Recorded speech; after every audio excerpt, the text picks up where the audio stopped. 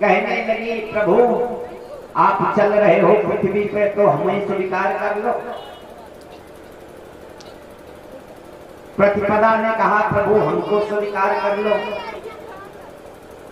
द्वितीया ने कहा हमको स्वीकार कर लो। लेकिन जरा सोचो भगवान ने किसको स्वीकार किया? भगवान ने एक ऐसी तिथि का चुनाव किया जो रिक्ता है, रिक्ता भला। और रिक्ता तिथि कौन है? वो नवमी है। ये नवमी गणितज्ञ लोग भले ये कहते हैं कि नवमी की जो संख्या है ये विषम है। यहाँ जितने लोग बैठे हैं सब पढ़े लिखे बैठे हैं, जो हमारी बहनें बैठी हैं सब पढ़ी है ना। गणित पढ़ाने वाले लोग यही कहते हैं कि 9 की संख्या विषम है, वो करती नहीं है। हाँ? लेकिन जरा सोचो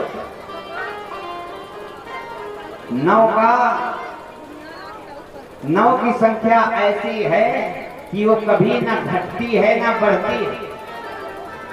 अब आप कहोगे कैसे? तो जरा सोचो, ध्यान से सुनना। 9 इकन्नम 9, 9 दूनी 18, 1 और 8 कितना हुआ? 9, 9 तिरिक 27, 2 और 7 9, 9 चौक 36, 3 और 6 9, 9 पचे 45, 4 और 5 9, 9 छक 54, 5 और 4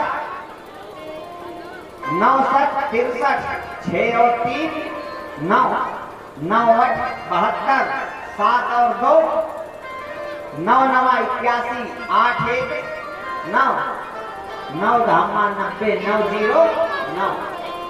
यानी आप 1 से 2 से 4 से लाख से 50,000 जितने भी संख्या से आप गुणा करोगे, अंत में जब आप जोड़ोगे ना तो जो संख्या आएगी वो 9 आएगी। और आ कौन रहा?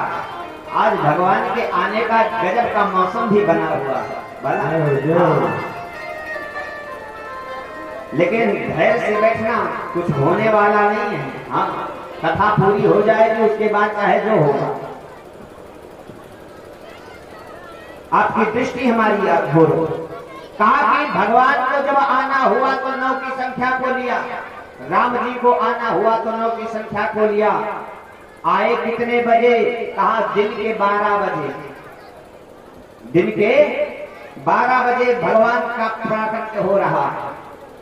लेकिन जब कृष्ण को आना हुआ तो किसी ने भगवान से पूछा महाराज किस महीने में जा रहे हैं? तो राम जी ने कहा हम तो चैत्र में जा रहे हैं। चैत्र का मतलब समझते हो?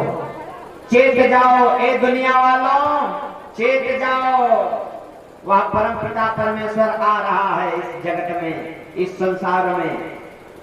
लेकिन जब भगवान कृष्ण से पूछा गया कि प्रभु आप कब पधार रहे हो, तो उसने भगवान कृष्ण ने कहा कि मैं तो चैत्र में नहीं, मैं तो भाद्रपद में आऊंगा। भद्र माने जानते हो ना, भद्र माने होता है कल्याण। मैं तो कल्याण करने आऊंगा। राम जी ने चिताया सबको और भगवान कृष्ण ने सबका कल्याण किया। राम कृष्ण जी से पूछा गया कि प्रभु ये बताओ आप किस तिथि को आ रहे हो? आप भी 9वीं तिथि को आ रहे हो? भगवान ने कहा नहीं मैं 9वीं को नहीं आ रहा। कहा फिर? कहा मैं अष्टमी को आ रहा। तो अष्टमी की संख्या जो है ना वो बड़ी विचित्र संख्या है। भला 8 की संख्या से जितने में है आप गुणा करोगे तो पहली वाली संख्या से एक कम आएगी। तब तक कम आएगी जब तक 9 की संख्या को पार नहीं कर लेगी। जरा देखो 8 इकन्नम 8, 8 दूनी 16, 1 और 6 7, ऊपर 8 नीचे 7, 8 तिरिक 24, 2 और 4 6। पहले 8 था फिर 7 हुआ फिर 6 हो गया। 8 चौक 32, 3 और 2 5, 8 पंचे 40, पहले 8, फिर 7, फिर 6, फिर 5, फिर 4। जब तक 9 की संख्या को पार नहीं कर लेगी तब तक ये घटती हुई चली आएगी। तो इसका मतलब यही है कि जो भगवान श्री कृष्ण कन्हैया है ना, वो टेढ़े हैं, टेढ़े, बड़े टेढ़े हैं। इनको एक निकाय का नाम त्रिभंगी लाल है, भला त्रिभंगी लाल 3 जगह से टेढ़े हैं। अच्छा, एक चीज और बता दूं, जो बांसुरी बजाता है ना, जरा उसको देखो कभी, वो 3 जगह से टेढ़ा भी होता है, बिना 3 जगह से टेढ़े बजबे नहीं करेंगे। हाँ, तो राम जी हमारे नवमी को आ रहे हैं, है ना। ये क्या है? कहा कि ये सम है, ये सम है। तो राम जी हमारे नवमी को आ रहे हैं। और जिस समय राघवेंद्र सरकार इस धराधाम पर आए ना, चारों तरफ दुमदुमिया बनने लगी। देवता हैं, सारे के सारे देवता आकर के प्रसन्न हो गए और प्रार्थना करने लगे। कहा कि सुर समूह विनती करी, पहुंचे निज निज धाम। विनती उनती करके जल्दी जल्दी कहा, महाराज जल्दी जल्दी पधारो और पधार करके सबका कल्याण करो।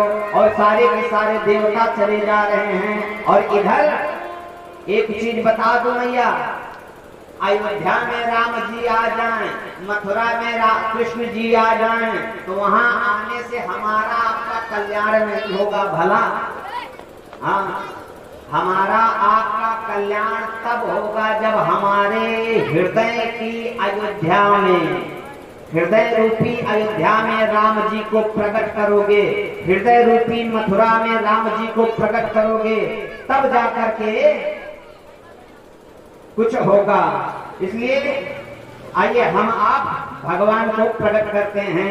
काकी भाई प्रकट कृपाला दीन दयाला कौशल्या दिखाए।